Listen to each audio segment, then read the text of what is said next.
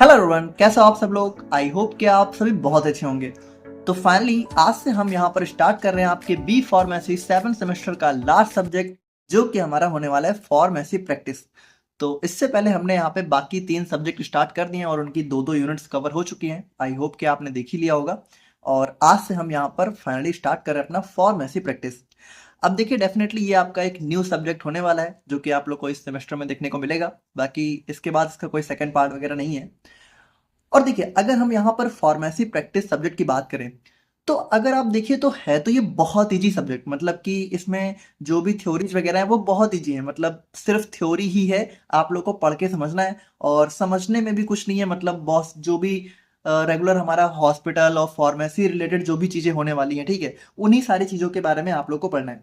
Basically देखा जाए तो इसका नाम क्या है, फार्मेसी प्रैक्टिस। यानी कि देखिए, आप कह सकते हो कि रियल रियल वर्ल्ड सिनेरियो में जब आप लोग को फार्मेसी से रिलेटेड कुछ भी काम करना होगा, तो उसके रिलेटेड जो भी चीजें होती हैं वो आप लोग को इस सब्जेक्ट में देखने को मिलने वाली हैं।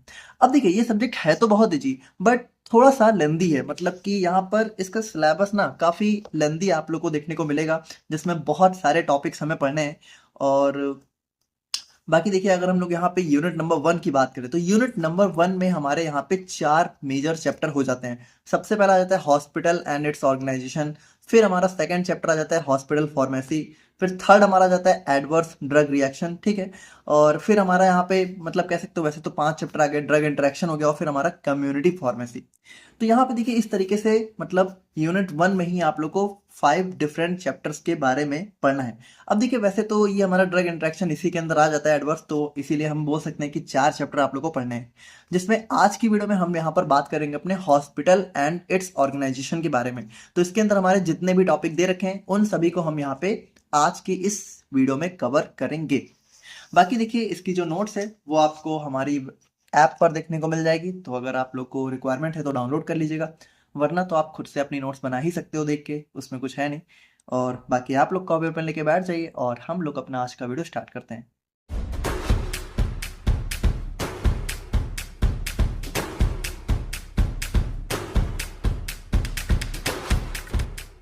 तो बात करें हम लोग यहाँ पे हॉस्पिटल के बारे में, तो देखिए, जो हमारा यूनिट 1 है उसमें बेसिकली आप लोग को हॉस्पिटल के बारे में जो भी चीजें हैं उसको डिटेल में देखना है, जैसे इसका डेफिनेशन, क्लासिफिकेशन, और जो भी यहाँ पे मेडिकल स्टाफ इन्वॉल्व होते हैं, तो और ऑर्गेनाइजेशन स्ट्रक्चर कैसा होता है, वो सारी चीजें हम लोग यहाँ पे देखेंगे। तो भाई देखिए, हॉस्पिटल क्या होता है, आप सभी को पता है, इसमें कुछ रटने वाला है नहीं। हॉस्पिटल हमारा एक हेल्थ केयर इंस्टीट्यूशन होता है जो कि क्या क्या प्रोवाइड करता है, हमारा मेडिकल सर्विस प्रोवाइड करता है, सर्जिकल, भाई सर्जरी वगैरह भी हमारी हॉस्पिटल में होती है। किसी भी डिजीज का डायग्नोसिस हो, ठीक है, वो भी हमारा हॉस्पिटल में होता है। प्रिवेंशन, यानी कि देखिए, जब भी कोई वैक्सीन वगैरह हम लोग यहाँ पे जो है लगवाते हैं, तो वैक्सीन क्यों लगवाई जाती है, ताकि जो भी बीमारी होने वाली है उससे पहले से ही बचाव हो सके, है ना, प्रिवेंटिव सर्विस हो गया। तो वो सारी चीजें हमारा हॉस्पिटल प्रोवाइड करता है, यानी कि जिसको भी ट्रीटमेंट चाहिए होता है, ऑब्जर्वेशन चाहिए होता है, या फिर रिहैबिलिटेशन। देखिए, रिहैबिलिटेशन का मतलब होता है कि जैसे आपको पता है कि जब किसी का ऑपरेशन वगैरह होता है तो उसको फिर दोबारा से सही होने में बहुत टाइम लगता है। तो जो भी पेशेंट है उसको वापस से अपनी पहले जैसी, कह सकते हो, स्ट्रेंथ वापस गेन करने में भी हमारा हॉस्पिटल हेल्प करता है ना।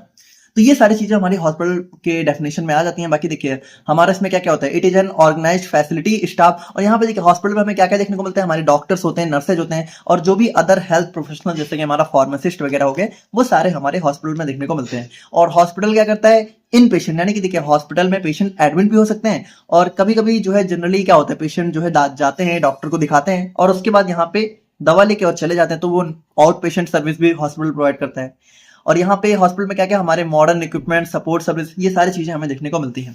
अब अगर हम लोग यहाँ पे हॉस्पिटल के फंक्शंस की बात करें, तो सबसे पहला फंक्शन हो गया पेशेंट केयर। तो भाई देखिए, जो भी डायग्नोसिस है, ट्रीटमेंट है, ठीक है, रिहैबिलिटेशन है, वो सारी चीजें हमारा यहाँ पे हॉस्पिटल प्रोवाइड करता है। फिर हमारा इमरजेंसी सर्विसेज, तो हमारा भाई इमरजेंसी वार्ड भी होता है हमारे हॉस्पिटल्स में, ठीक है, जहाँ पे 24 आवर्स सर्विस प्रोवाइड करी जाती है।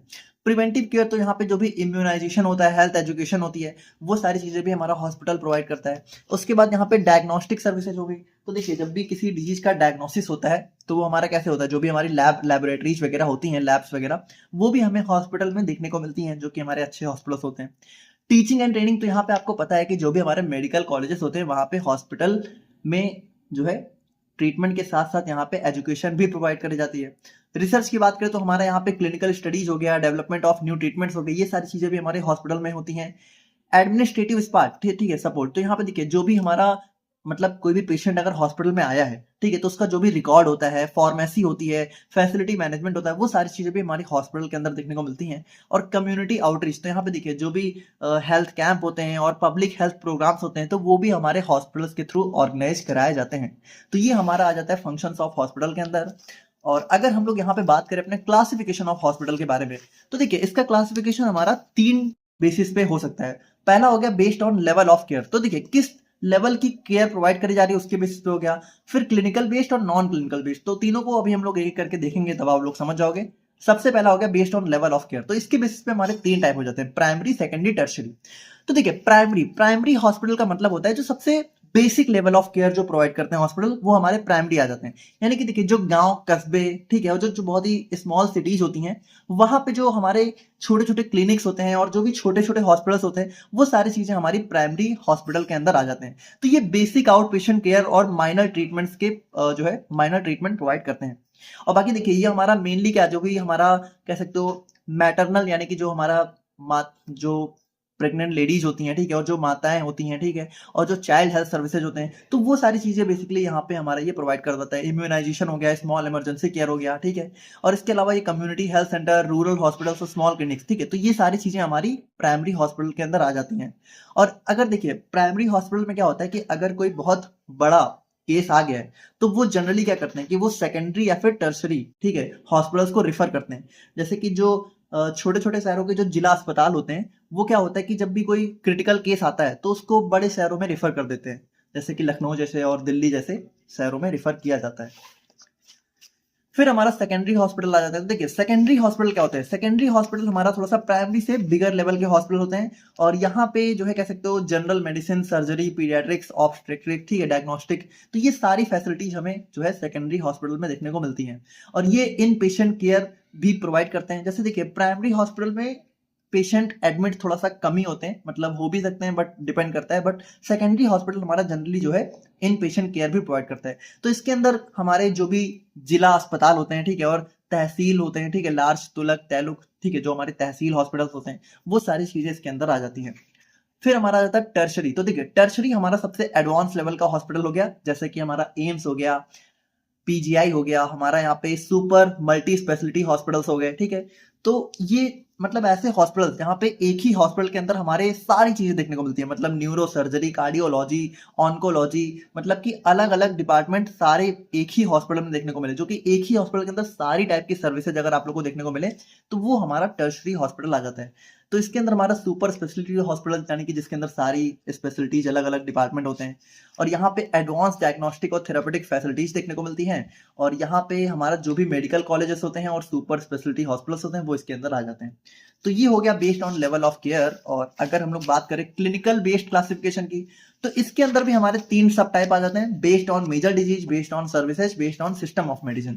तो यहाँ पे देखिए मेजर डिजीज की बात करें, तो जैसे कि भाई जैसे आपको पता है कि कुछ कुछ हमारे ऐसे हॉस्पिटल होते हैं जो कि स्पेशलाइज्ड होते हैं, जैसे टीबी हॉस्पिटल, तो वो वहां पे सिर्फ टीबी का ही हमारा ट्रीटमेंट होता है। फिर हमारा मेंटल हॉस्पिटल हो गया, लेप्रोसी हॉस्पिटल, कैंसर हॉस्पिटल, जहां पे स्पेशली कैंसर का ही ट्रीटमेंट होता है। और उसके बाद बेस्ड ऑन सर्विस की बात करें, तो देखिए अगर ईएनटी और आई से रिलेटेड जो भी सर्विसेज हैं, तो हमारा ईएनटी और आई हॉस्पिटल हो, किडनी हॉस्पिटल्स हो गए, ऑर्थोपेडिक हो गए, ठीक है, मतलब कि हमारा पीडियाट्रिक्स हो गए, बच्चों से रिलेटेड जो भी हो गया, ऑर्थोपेडिक मतलब कि हमारे हड्डी रोग से विशेषज्ञ जो भी हमारे हॉस्पिटल्स हो गए, गायनाकोलॉजिकल, ठीक है, स्त्री रोग विशेषज्ञ, और मैटरनिटी, तो यहाँ पे भी हमारा स्त्री एवं प्रसूति आ जाता है। तो ये सारी चीजें हमारे सर्विस के बेस पे क्लासिफिकेशन हो गया। और फिर हमारा बेस हो गया based on system of medicine. तो भाई देखिए अगर एलोपैथिक हमारा सर्विसेज ऑफर करी जा रही हैं, तो वो हमारा एलोपैथिक हॉस्पिटल हो गया। फिर हमारे आयुर्वेदिक हॉस्पिटल भी देखने को मिलते हैं, जहाँ पे हमारी आयुर्वेदिक सर्विसेज प्रोवाइड करी जाती है। फिर होम्योपैथिक, यूनानी, फिजियोथेरेपी, नेचुरोपैथी, तो सर्विस के बेस पे भी हमारा यहाँ पे हॉस्पिटल को हम लोग क्लासिफाई कर सकते हैं। तो ये हो गया क्लिनिकल बेस्ड क्लासिफिकेशन। और थर्ड हमारा आ जाता है नॉन क्लिनिकल बेस्ड। तो देखिए नॉन क्लिनिकल बेस्ड का मतलब हो गया यहाँ पे हमारे दो टाइप आ जाते हैं, based on ownership, based on size of hospital. तो देखिए बेस्ड ऑन ऑनरशिप का मतलब है कि सिंपल सी बात है कि या तो गवर्नमेंट होगा या तो नॉन गवर्नमेंट होगा। अब देखिए गवर्नमेंट के अंदर भी हमारा जैसे सेंट्रल गवर्नमेंट हॉस्पिटल अलग हो गया, स्टेट गवर्नमेंट हॉस्पिटल अलग हो गया, लोकल सेल्फ गवर्नमेंट हॉस्पिटल हो गए, और नॉन गवर्नमेंट और प्राइवेट हॉस्पिटल में भी हमारा आ जाता है जैसे कि या तो ये run by trust, religious board, limited company, तो इन सभी के थ्रू हमारा रन किए जा सकते हैं। तो ये हो गया बेस्ड ऑन ऑनरशिप। और अगर हम लोग यहाँ पे बात करें based on size of hospital, तो भाई देखिए अगर किसी हॉस्पिटल में 1000 से भी ज्यादा बेड है तो वो हमारा सबसे लार्ज हॉस्पिटल हो गया। अगर किसी में 500 से लेके 1000 या फिर 1500 तक के बेड है तो वो हमारा मीडियम हॉस्पिटल आ गया। और अगर किसी में 100 से लेके 500 तक बेड है तो वो हमारा स्मॉल हॉस्पिटल के अंदर आ जाता है। तो ये हमारा हो गया क्लासिफिकेशन ऑफ हॉस्पिटल। और अब हम लोग यहाँ पे बात करते हैं organization structure of a hospital के बारे में।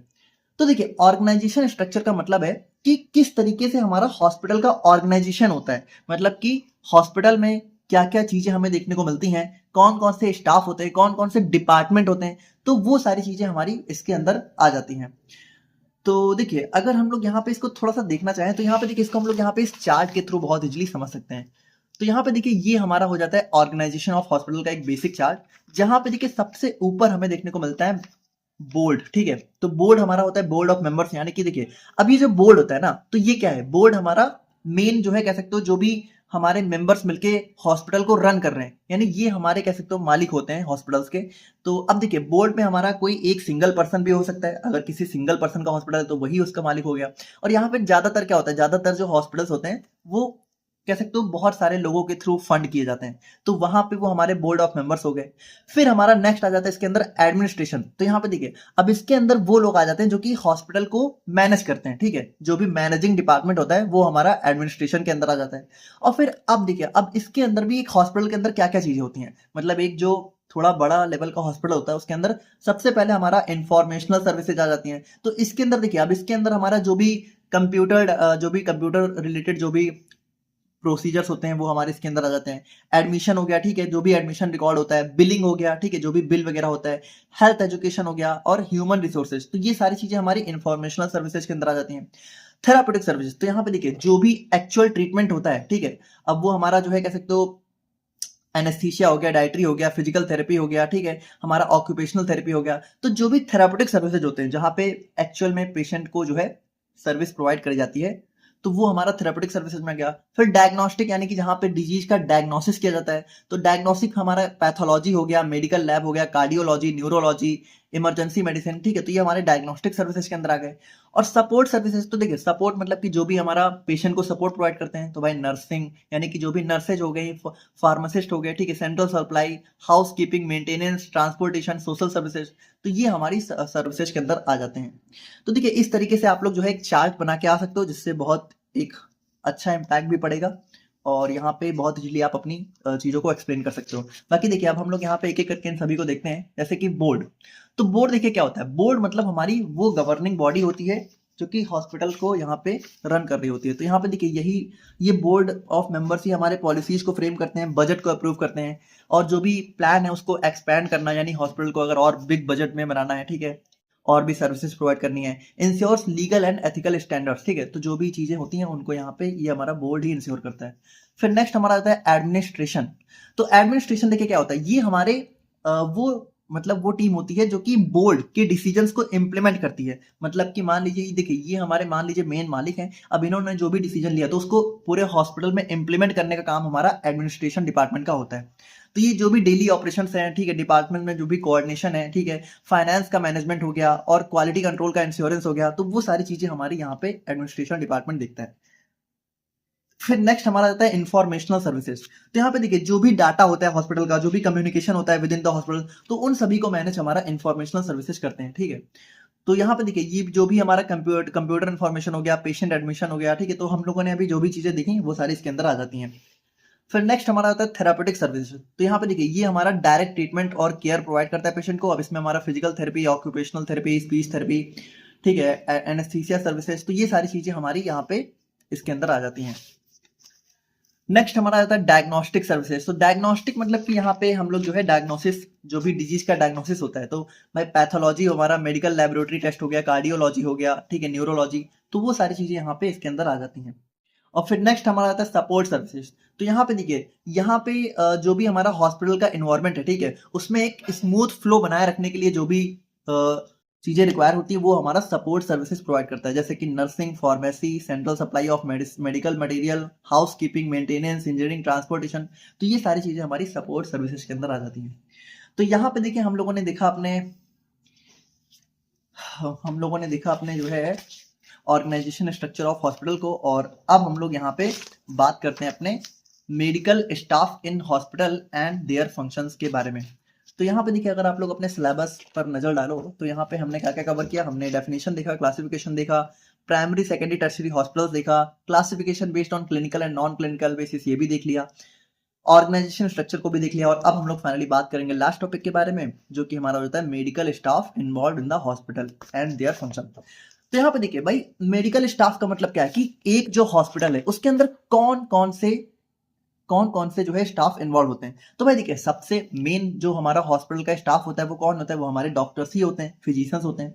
तो भाई देखिए, इनका मेन फंक्शन क्या होता है, इनका मेन फंक्शन ये होता है कि हमारा डायग्नोस करना, इलनेस को ट्रीट करना, इंजरीज, मेडिकल कंडीशंस, इन सभी को ट्रीट करने का काम हमारा डॉक्टर्स ही करते हैं। यही हमारे जो है टेस्ट, जो भी टेस्ट करना होता है पेशेंट के अंदर, ठीक है, और मेडिकेशंस को प्रोवाइड करना, और उसके बाद यहाँ पे ट्रीटमेंट प्लान को डेवलप करना, ये सारी चीजें हमारे डॉक्टर्स या फिर फिजिशियंस ही करते हैं। और इनका मेन रोल क्या होता है, पेशेंट केयर हमारा और जो भी अदर स्टाफ है उनके साथ कोऑर्डिनेट करना, और क्रिटिकल मेडिकल डिसीजंस को जो है लेना, ये सारा इनका काम होता है।